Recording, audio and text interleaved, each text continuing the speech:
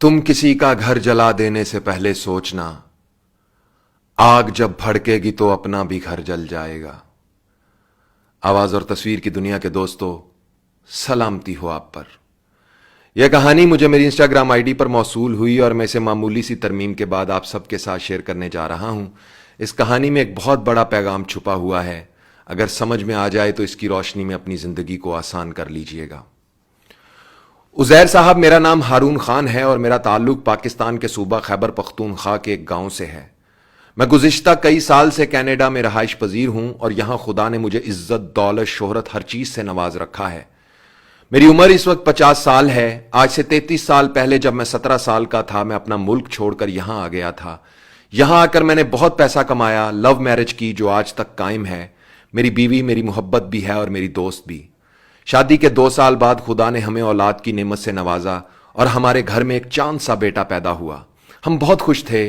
बेटा बड़ा हुआ, स्कूल जाने लगा, पढ़ाई में बहुत लायक था और खेलों में स्विमिंग का चैंपियन था।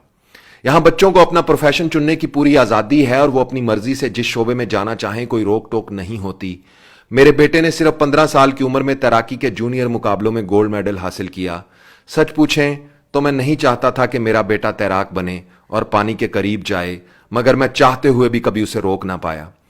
हर वक्त मेरे दिल में एक अनजाना सा खौफ रहता था और फिर एक दिन मेरा यह डर सच साबित हुआ जब तैराकी के दौरान अचानक हरकतें कल्ब बंद हो जाने से मेरा बेटा सिर्फ 15 साल की उम्र में हमें छोड़कर हमेशा के लिए चला गया।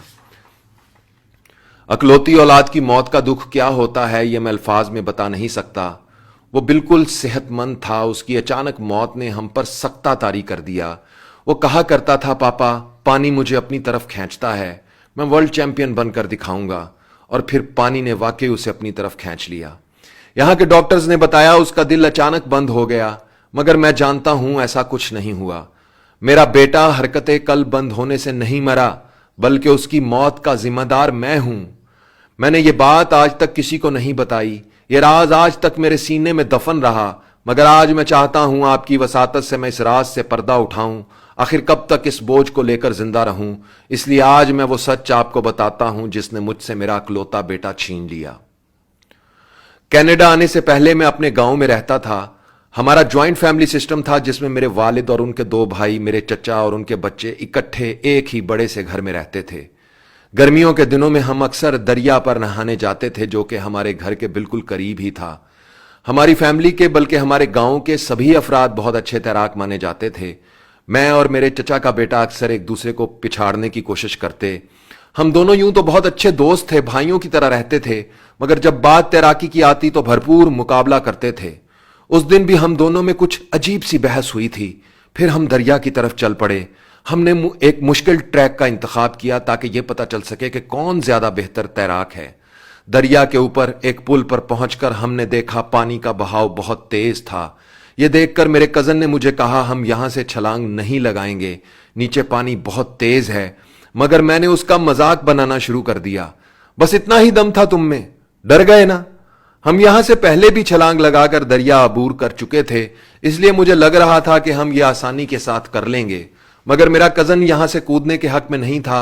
वो ऊपर खड़ा होकर पानी के बहाव का जायजा ले रहा था जब मैंने उसे पीछे से हल्का सा धक्का दिया और वो ऊपर से सीधा पानी में जा गिरा।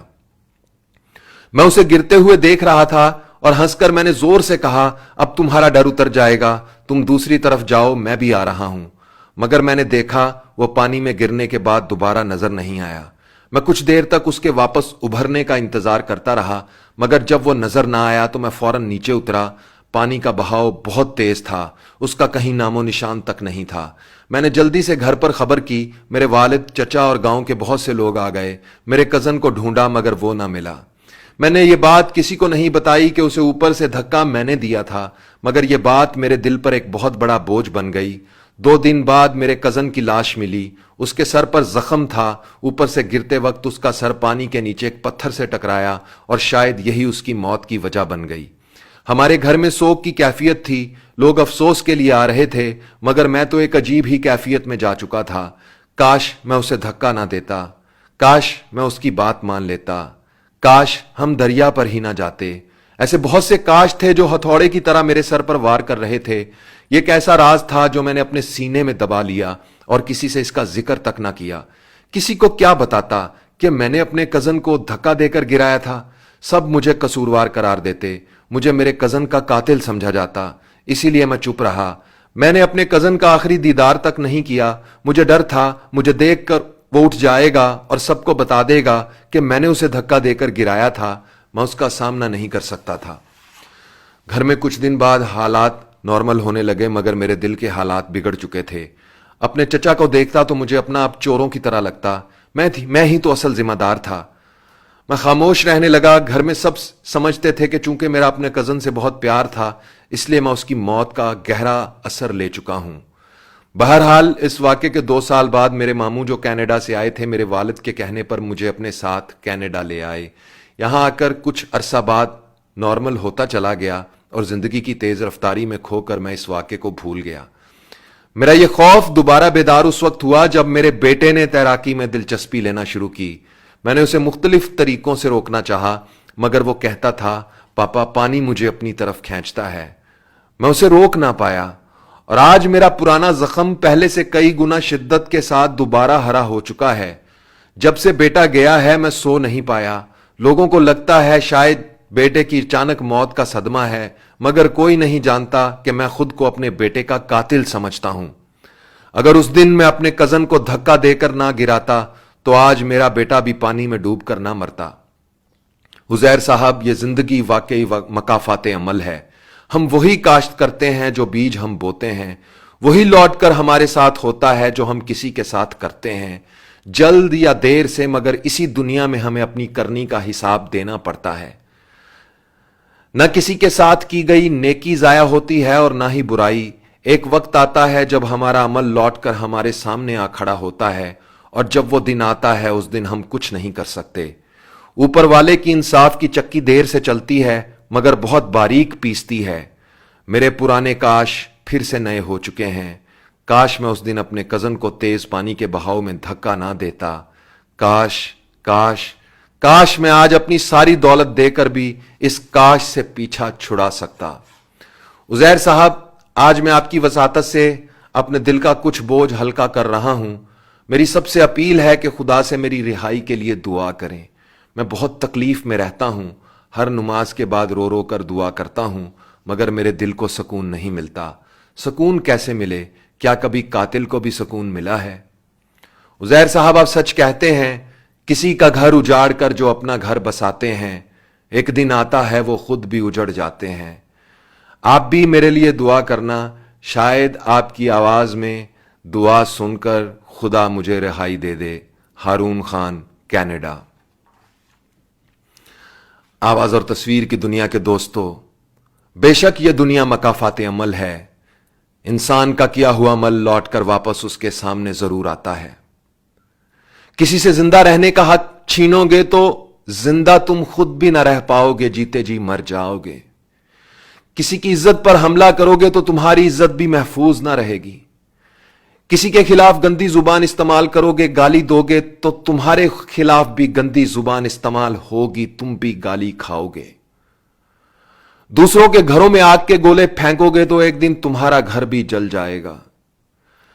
کسی کی گاڑی کو توڑ دو گے تو ایک دن تمہاری قیمتی چیز بھی ٹوٹ جائے گی۔ کسی کے گریبان پر ہاتھ ڈالو گے تو ایک دن تمہارا گریبان بھی پھٹ جائے گا۔ کسی کی ماں بہن اور بیٹی کی طرف بری نظر سے دیکھو گے تو ایک دن تمہاری ماں بہن اور بیٹی کی طرف بری نظر سے ضرور دیکھا جائے گا۔ اپنے ماں باپ کے ساتھ برا سلوک کرو گے، انہیں گھر سے نکالو گے تو ایک دن تمہاری اولاد بھی تمہارے ساتھ وہی سلوک کرے گی۔ کسی کے گھر کا چراغ بجھاؤ گے صاحب تو ایک دن خود بھی روشنی کو ترسو گے، جیسا کرو گے ویسا بھرو گے۔ دوستو، اس کہانی کو سن کر اگر آپ ہارون خان سے کچھ کہنا چاہتے ہیں تو کمنٹس میں لکھیں، وہ آپ کے لکھے ہوئے کمنٹس کو پڑھ لیں گے۔ اس کہانی سے اگر آپ کو کچھ سیکھنے کا موقع ملا ہے تو اس پیغام کو شیئر کر کے دوسروں تک بھی پہنچائیں، اور اگر آپ بھی اپنی بات یا کہانی مجھ سے شیئر کرنا چاہتے ہیں تو مجھے انسٹاگرام پر فالو کر کے میسج کریں۔ میری انسٹاگرام آئی ڈی ہے عزیر رشید 103، UZAIRRASHID 103۔ انسٹاگرام پر آپ کے ہر میسج کو پڑھ کر اس کا جواب میں خود دیتا ہوں، آپ کا منتظر رہوں گا۔ دوستو، اپنا خیال تو سب رکھتے ہیں، آپ ان کا بھی خیال رکھا کریں جن کا کوئی خیال نہیں رکھتا۔ اس کے ساتھ ہی ظاہر رشید کو اجازت دیجیے۔ اللہ ہو آپ سب کا حامی و ناصر، اللہ آپ سب کو اپنی پناہ میں رکھے۔ اللہ حافظ۔